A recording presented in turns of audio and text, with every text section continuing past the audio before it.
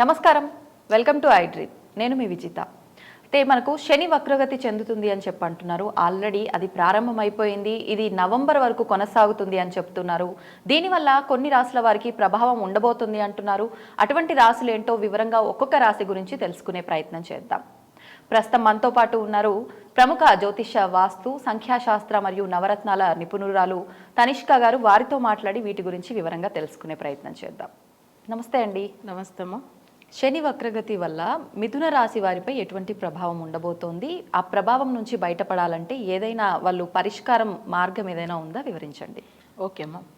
ఇప్పుడు వగ్రం అంటేనే అసలు శని అంటేనే అందరికి భయం. ఇంకా వగ్రం అంటే ఇంకా పవర్ఫుల్గా ఉంటాడు ఆయన.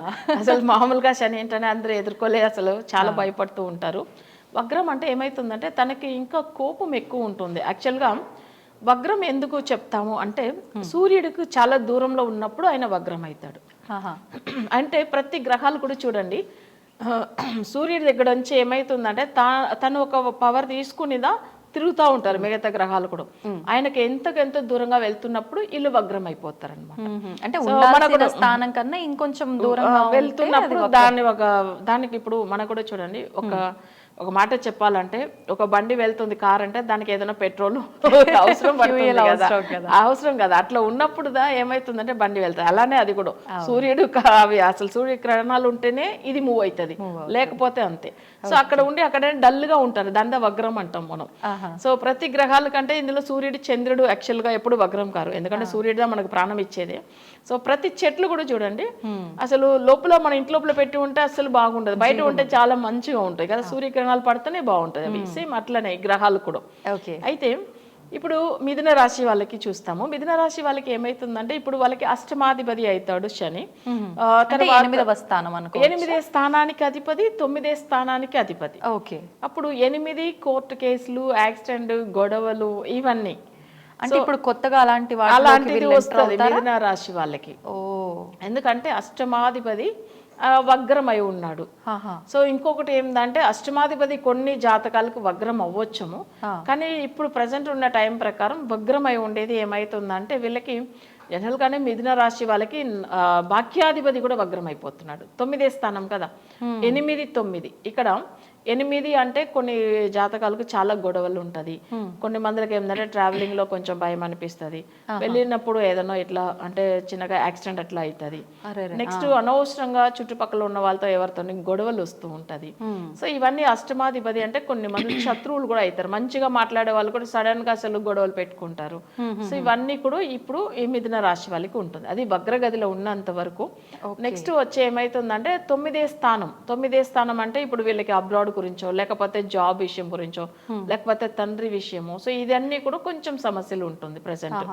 అయితే వీళ్ళు వచ్చి ఏంటంటే మిథున రాశికి ఈ 8th, 9th లాడు ఎలా ఉన్నాడంటే 10th లో ఉన్నాడు. 10th వచ్చి మనకి ఏంటంటే ఇన్కమ్ సంబంధించింది. సో అక్కడ ఏమైతుందంటే వచ్చే ఇన్కమ్ కూడా కొన్ని విషయాలు అసలు వాళ్ళకి అసలు వాళ్ళు ఒక ప్లాన్ చేసి ఉంటారు బిజినెస్ లో ఈ మంత్ లో ఇంతవరకు ప్రాఫిట్ వస్తుంది, బట్ రాదు. సో ఈ వగ్రగదిలో ఉన్న శని వల్ల ఆపేస్తాడు అక్కడ. అంటే ఈ 3 మంత్స్ వరకు తర్వాత ప్రాబ్లం ఏం లేదు. అంటే ఒకవేళ మీరన్నట్టు ఫైనాన్షియల్ మ్యాటర్స్ ఏమన్నా ఉంటే కొంచెం డిలే చేసుకుంటేనే బెటర్ ఏమో కదా, ఈ 3 నెలలు ప్రాసెస్ చేయకుండా. అవును, ఇప్పుడు ఏదైనా కొత్తగా బిజినెస్ పెడుతున్నారంటే ఒక 3 months తర్వాత పెట్టేసుకోవచ్చు. సో ఎందుకంటే ఇప్పుడు అంత ముందుగా వాళ్ళు ఒకవేళ బిజినెస్ చేస్తున్నారంటే వేరే కేసులు కూడా ఈ టైంలోనే వచ్చి పడుతుంది. ఇప్పుడు వాళ్ళు ఏదైనా బిజినెస్ గురించి ఏదైనా చెక్స్ ఇచ్చున్నారు, అది బౌన్స్ అవ్వడము, అకౌంట్లో మనీ ఉన్నా కూడా అనుకోకుండా ఏదో కొన్ని రీజన్స్ వల్ల అట్లా కూడా జరుగుతాయి. అంటే మన ప్రమేయం ఉన్నా లేకపోయినా ఖచ్చితంగా అది వచ్చి మన నెత్తిలో పడడం పడుతుంది. ఇప్పుడు వీళ్ళు మంచిగా డ్రైవ్ చేసుకుని వెళ్తారు, కానీ వేరే అంటే ఆపోజిట్ లో వచ్చే వెహికల్ ఎలా వస్తుందో చెప్పలేం కదా, అంత టైం బాగాలేనప్పుడు అలాంటివి కూడా జరుగుతాయి. సో ఇవన్నీ కూడా కొంచెం ఎక్కువ కేర్ తీసుకోవాలి వీళ్ళు. కానీ ఈ మిథున రాశి వాళ్ళకి అష్టమాధిపతి కాబట్టి కష్టాలు ఇస్తాడు అనే దానివల్ల ఏమవుతుందంటే మనం చేయవలసింది అష్ట కష్టాలు తొలగిపోవాలంటే కాల భైరవుడిని మొక్కాలి. సో అది కూడా కాల భైరవుడు అష్టకం చదువుకొని, అది కూడా ఏంటంటే శనివారంలో కంపల్సరీ చేయాలి. అది కాకుండా ఆయనకు సంబంధించిన అష్టమి తిథిలో అంటే అష్టమాధిపతి అవుతాడు. అష్టమి తిథి ఇంకా మంచిది కాలభైరవుడికి. ఓకే. సో అప్పుడు ఏం చేయాలి అంటే అక్కడ దగ్గర ఎక్కడైనా కాలభైరవ స్వామి టెంపుల్ ఉంటే అక్కడ వెళ్ళి వాళ్ళు అంటే తెల్ల గుమ్మడికాయ అంటారు కదా, అంటే బూడిద గుమ్మడికాయ, దాన్ని తీసుకొని అది అక్కడ ఆ టెంపుల్ దగ్గర దొరుకుతుంది, వాళ్ళకి తీసుకొని అవి దాంట్లో దీపం వెలిగించాలి.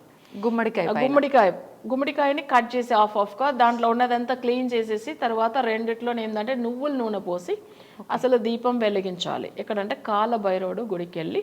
సో అది వచ్చి ఎప్పుడు అంటే అష్టమి తిథిలో. సో అష్టమి నెలలో 2 అష్టమి తిథి వస్తుంది మనకి. ఇప్పుడు ఉండేది ఏంటంటే ఈ 3 నెలలే కదా. సో అది వీలైనంత వరకు అట్లీస్ట్ వాళ్ళు చేసుకుని రావచ్చు. 15 రోజులకు ఒకసారి వస్తుంది అంతే కదా. ఒకవేళ మేము నెలలో 2 అష్టమి తిథిలు వెళ్ళలేము అంటే కూడా కృష్ణ పక్షంలో వచ్చే అష్టమి తిథి వెళ్ళి భైరవుడికి చేస్తే ఇంకా బాగుంటుంది. ఓకేనా. శుక్లపక్షానికంటే సో కృష్ణపక్షం ఇంకా బాగుంటుంది. ఇంకా అది ఒక విషయం చెప్పాలి. సో ఇది ఏంటంటే ఇంకా వీళ్ళకి వచ్చి మిథున రాశి వాళ్ళకి ఈ పూజలు చేసుకోవడం వల్ల నేను చెప్పిన సమస్యలోంచి బయటపడతారు. సో అది సరిపోతుంది వాళ్ళకి, ఇంట్లో చేయవలసిన అవసరం లేదు. ఓన్లీ ఆలయంలో అది కూడా అష్టమికి చేసుకుంటే సరిపోతుంది అంతే, ఇంట్లో ఎటువంటి విధానం అవసరం లేదు.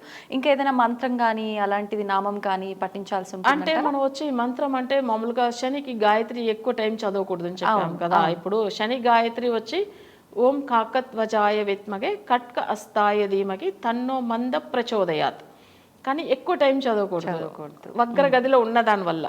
సో వగ్రం వెళ్ళిపోయిన తర్వాత కావాలంటే కూడా చదవచ్చు ఎంత టైం అన్నా కానీ నవంబర్లోంచి. ఇంకొక విషయం కూడా మనం చూడాలి, వాళ్ళ జాతకంలో శని వగ్రమై ఉన్నప్పుడు మంత్రాలు శని గాయత్రి చదవకూడదు. వాళ్ళ ఒరిజినల్ జాతకంలో వాళ్ళు బై బర్తే కూడా శని వగ్ర గదిలో పుట్టి ఉంటారు వాళ్ళు. అంటే ఇప్పుడు ఇక్కడ పర్సనల్ చార్ట్ వాళ్ళ చార్ట్ తప్పకుండా చూడాలి. ఓకే.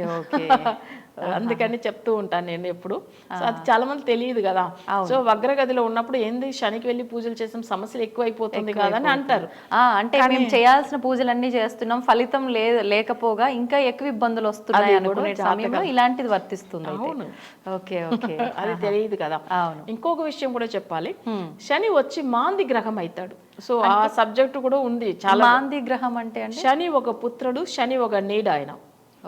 ఆయన మాంది గ్రహం వల్ల ఏమైతుందంటే ఒకవేళ మాంది అంటే ఇప్పుడు మనం ఫర్ ఎగ్జాంపుల్ మకర రాశిలోనో కుంభంలోనో మాంది గ్రహం నిలిచి ఉంటే అదిదా శని మాంది అవుతాడు. అప్పుడు ఏమైతుందంటే అన్ని రాశికి ఏదో ఒక ప్లేస్ ఎప్పుడు ప్రతి ఒక్కరికి, ఇప్పుడు నేనే ఉన్నాను నాకు కూడా ఏదో ఒక రాశిలో మాంది గ్రహం ఉంటుంది.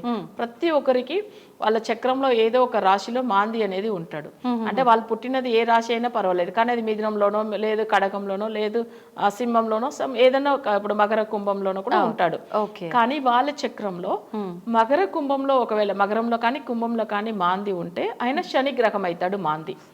సో అప్పుడు ఏమైతుందంటే వాళ్ళకి పూజలు ఫలితం ఉండదు కంప్లీట్ గా. దానివల్ల శనికి డైరెక్ట్ పూజ చేయకూడదు, మాందికిదా చేపివ్వాలి. అందుకని మనం ఇప్పుడు ఎందుకు ఇవి రాశి ఫలాల గురించి చెప్తున్నప్పుడు ఈ మాట కూడా అప్పుడప్పుడు చెప్తూ ఉంటాం. ఇది తప్పకుండా చాలా సమస్యలు ఉన్న వాళ్ళు జాతకం పరిశీలన చేసిదా ఈ పూజలు చేసుకోవాలి. ఒకవేళ వాళ్ళకి ఇప్పుడు శని గురించి అందుకే గుడికి వెళ్ళి చేయమని చెప్తూ ఉంటాము. సో అట్లా ఇంట్లో చేసే వాళ్ళు కూడా దేవుళ్ళ ఫొటోస్ అంటే దానికి సంబంధించిన అధిదేవతల ఫోటో పెట్టుకునేదా చేయమంటాము, డైరెక్ట్ గా గ్రహాలకు ఇవ్వట్లేదు చూడండి. సో అది తప్పకుండా మనం చూసుకుని చేయాలి. ఓకే, నిజంగా ఇది చాలా మంచి విషయం అండి, ప్రతి ఒక్కరు తెలుసుకోవాల్సింది కూడా చాలా. ఇంకా నేను మీకు అసలు నెక్స్ట్ టాపిక్ లో చెప్తాను మాంది గురించి. మాంది గురించి ప్రతి ఒక్కరు ఫాలో అవుతారు, మంచిగా ఉంటారు. ధన్యవాదాలండి. Okay. And for more videos, please subscribe to iDream. Please subscribe to iDream. Please subscribe iDream. And please subscribe to iDream. For more videos, subscribe to iDream. please like, share and subscribe to the channel. Congratulations, iDream. Subscribe to iDream. Subscribe to iDream. So subscribe to iDream Media. iDream ki iDream team andarki huge congratulations. Please subscribe iDream Media. Please subscribe to iDream. Subscribe iDream. Please subscribe to iDream. iDream అంటే నా కళల channel subscribe చేసుకున్న నోరు తిరుగుతలేదు, మీరైతే గంట గుర్తు కొట్టండి. For more such videos, please subscribe to iDream. Subscribe to iDream. Please subscribe to iDream. Please subscribe iDream Media. Please do subscribe to iDream. Please subscribe to iDream Media. For best entertainment and information, please subscribe iDream. And don't forget to subscribe to iDream. దీన్ని తవ్వండి, తవ్వుతూనే శివలింగం. సరే దాన్ని అట్లా కప్పేసేయండి, చూపించదండి. Krishna is there. మూర్తి పూజ కాదు, సాక్షాత్ బ్రజేంద్ర నందన భగవాన్ ఉన్నారు మూర్తిలో. ఏమీ ఆశించకుండా ఆరాధించే వాళ్ళు కూడా ఉన్నారా ప్రభుజీ? నిజమైన భక్తి అంటే మనకు తెలియదు కాబట్టి